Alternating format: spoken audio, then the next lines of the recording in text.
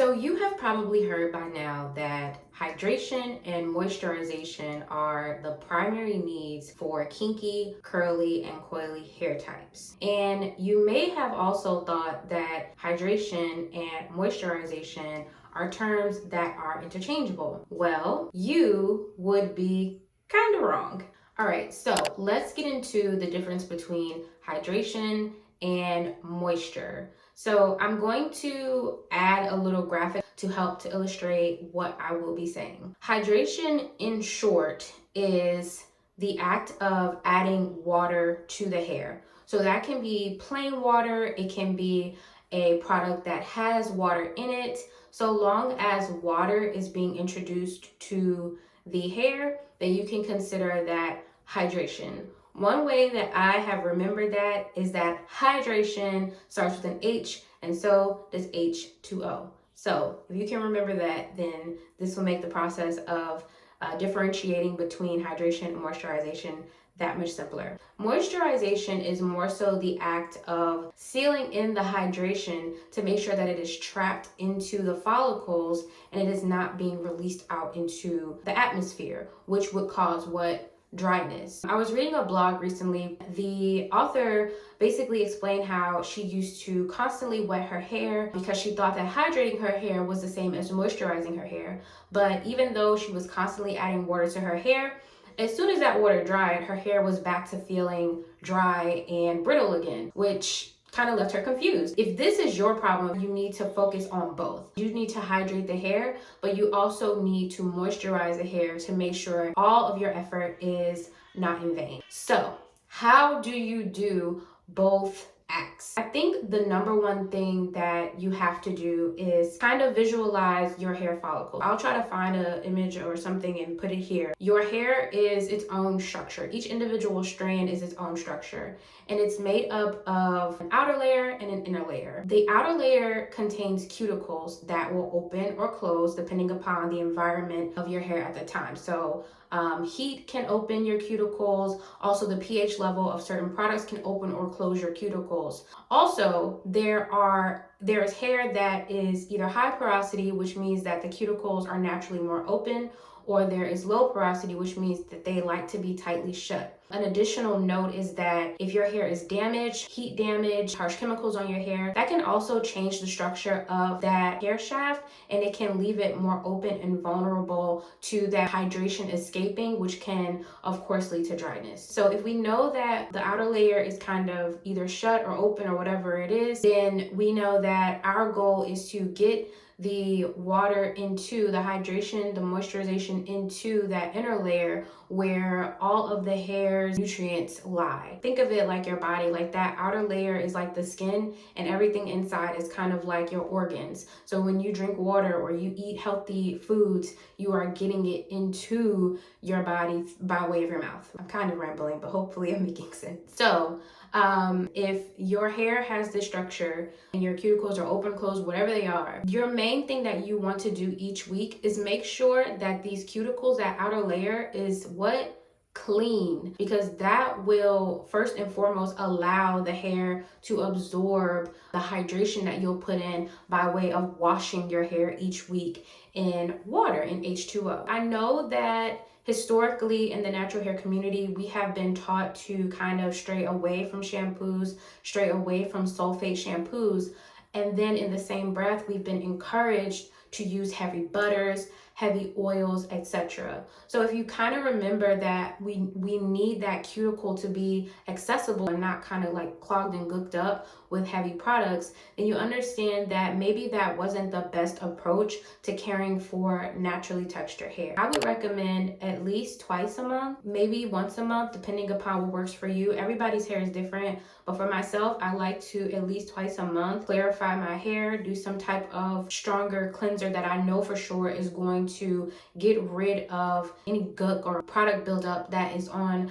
my hair cuticle. And of course, immediately after you do a harsher cleanser, you want to follow up with a hydrating cleanser. So if we know that hydration is the act of adding the water, then moisturization is the act of sealing it in. So what can we do to seal it in? That's when you would introduce your rinse off conditioner that do contain those oils and butters that we like. You would add that in, finger comb or brush it through while you're washing your hair, and then let that sit for a couple of minutes, rinse it off. Well, once you rinsed it off, your hair is kind of back to being vulnerable for drying out. So your work is not done. You still have more to do.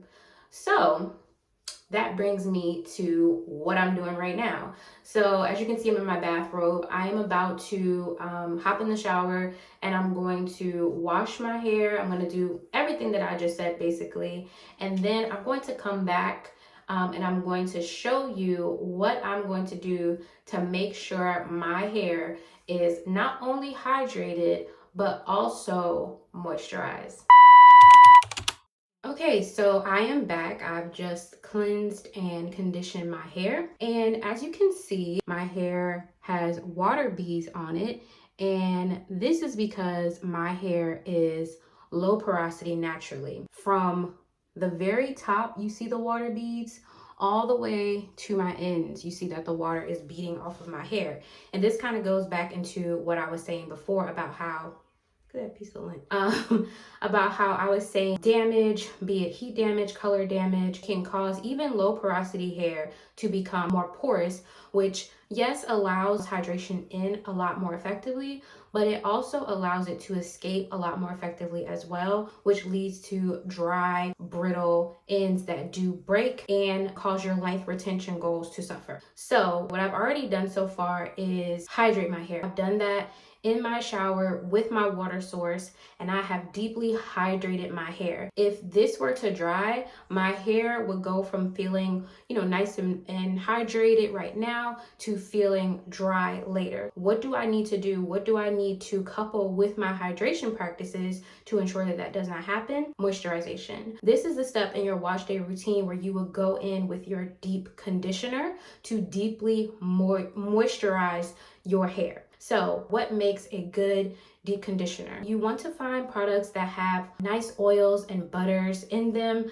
that will actually help to lock in and seal in that hydration that you've just put in. The trick with this though is you don't want it to be so heavy that when you go back to wash it the next week, it's still on. So this is where that fear of silicones came from, that fear of using grease in your hair came from, because we learned that that can be really difficult for those more gentle cleansers to remove. And especially if you are someone who is only pre-pooing your hair, please stop doing that, because you'll definitely not get rid of those that product buildup, and you will absolutely suffer dryness because hydration is not able to enter into your hair. So I'm actually out of my deep conditioner right now, but I had an idea to use the Nancy's Kitchen Products Miracle Leave-In as a deep conditioner because it has everything that a deep conditioner should have. This product is infused with strengthening properties such as rice water and fenugreek water, as well as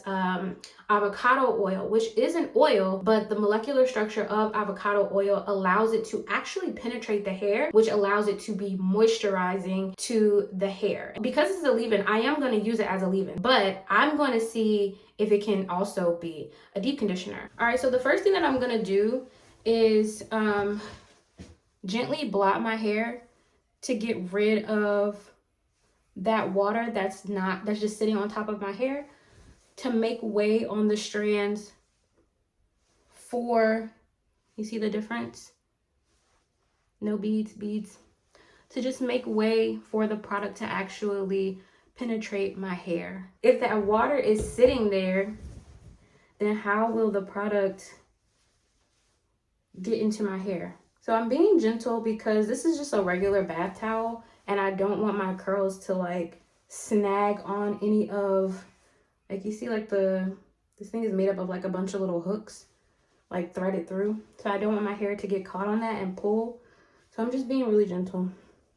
Okay, so now because I intend to not rinse this out, I don't want to overdo it.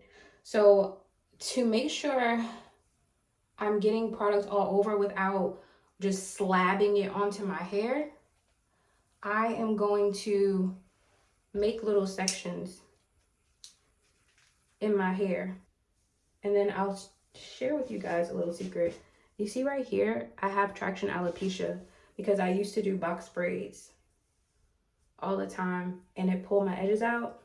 And I didn't know that that was a sign that you are at risk for traction alopecia until it was too late. So it is what it is. I do my best to cover it with the hair that grows around it, but yeah, that's my dirty little secret. Okay, so I'm going to start in the back, just doing a small section. Clip this out of the way, and then I'm gonna use about that much. Coat my entire hand and then just gently run it through. If you run into a knot like that, you want to gently separate it as to not break your hair. And the product just melted in. Let me see if you can. It just melted in. And my hair feels incredibly soft immediately. That is so good. So I'm gonna just take and twist this. I'm gonna do the rest of my hair and then I'll be back. Okay, so I'm back and I have applied the leave-in conditioner to my entire head in small sections. So I'll just do a quick spin so you can see all the sections that I did.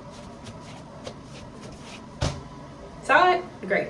All right, so this is a leave-in conditioner. Yes, I know. What makes it a deep conditioning treatment is the time that I'll leave it on my hair. So like you saw when I got out of the shower, my hair had water beaded up all over it because my hair is low porosity. What I'm going to do to ensure this is truly a deep conditioning treatment is I'm going to put on a plastic cap and then a steam cap, which adds heat to the hair, not to be confused with a steamer.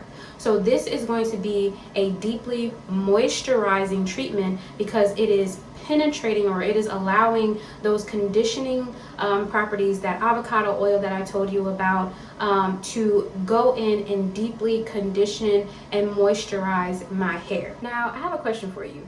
What do you think would make this a deeply hydrating treatment? How could I do a deep hydration treatment instead of a deep moisturizing conditioning treatment? Steamer. I could use a steamer, not a steam cap, but the actual steamer that using water, hydration, hydro, H2O to really open up the cuticles and get that water in so that it's hydrating the hair.